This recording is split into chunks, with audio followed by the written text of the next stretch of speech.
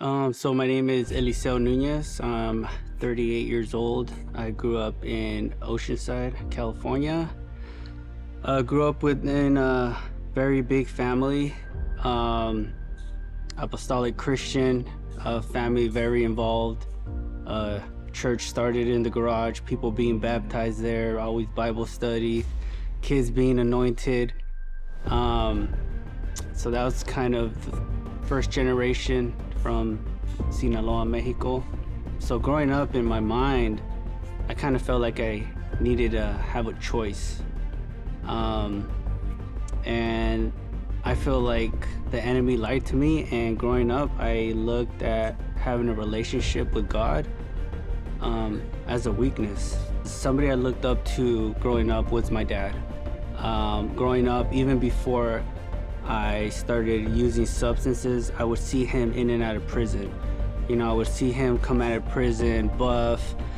He would have stories, and for me, and the way my mind captivated it, I always looked at my dad as a safe person. So I looked up to him, and I looked up to that lifestyle. I kind of glorified it. And that's kind of how my mind started molding into the street life. Man, day in, day out, my grandpa was definitely the best example I could ever ask for. You know, leading by example, you know, Bible studies at home, and always growing up, you know, being anointed by oil, and just seeing my grandparents praying all night for all of us. But my personal relationship wasn't there at all. You know, I think my lifestyle, my substance abuse, kind of went hand in hand, because I wasn't just addicted to the substance, I was actually addicted to the street lifestyle, running with the gang, and just that lifestyle in general. You know, it was an addiction, it was a rush, and it went hand in hand. And it was only a matter of time until I did end up in juvenile hall at the age of 16 was the first time I got incarcerated. Sometimes I would get out and get locked up the same day, or, you know, last maybe a day or two. And so from 16 to 18, and then from 18 as an adult, I started doing time in the county jails, and from there moved on up to state prison.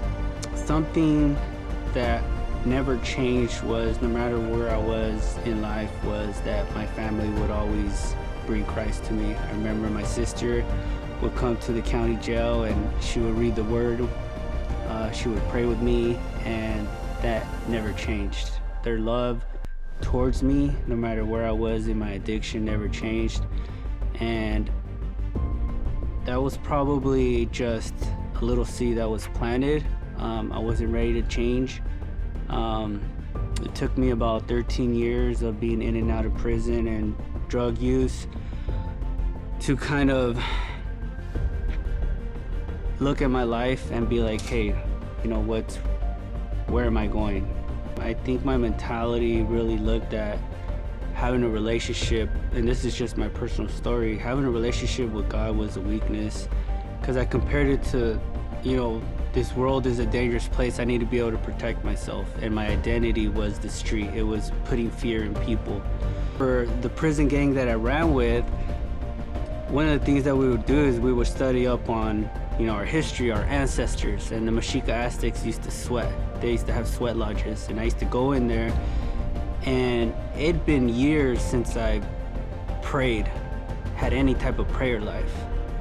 And I remember one time my sister visited me, and I was telling her, and I was proud. I was like, you know what, I'm praying, I'm going to the sweat lodge.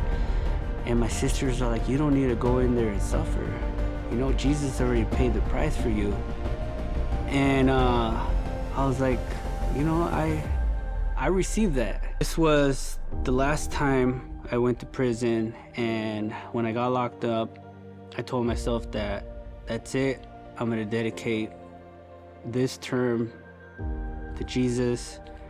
And lo and behold, my cellmate was a devoted Christian.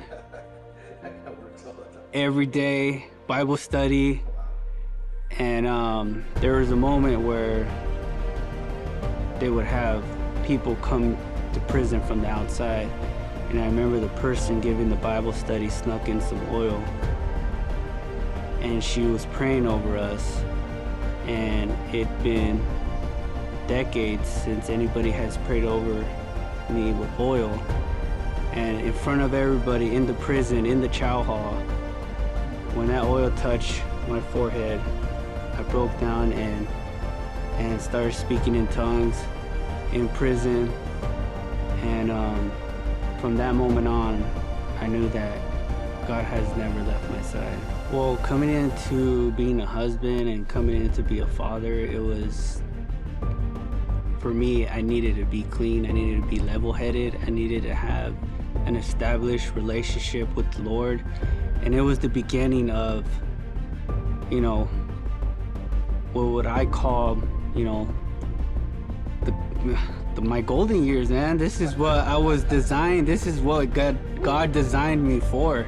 God designed me to lead a wife. God designed me to lead my household, my children. That God trusted me to raise her. It's a job, it's a duty, it's my calling.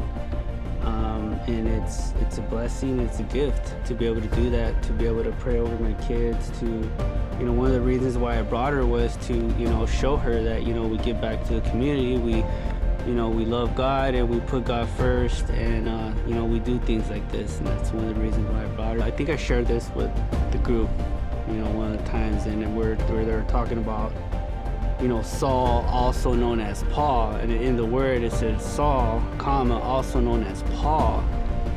And something that stayed with me about that sermon was that God never uses periods. He's never done with you. So for me and my addiction, the street lifestyle, the going to prison, the trying to get clean, the family members, coming to read the word to me in prison, it's God never uses periods, and it doesn't matter where you are in your walk. It's the next chapter, as long as the Lord is with you, it's going to be good, it's going to be beautiful. You're going to continue to grow and blossom into, the person we were designed to be,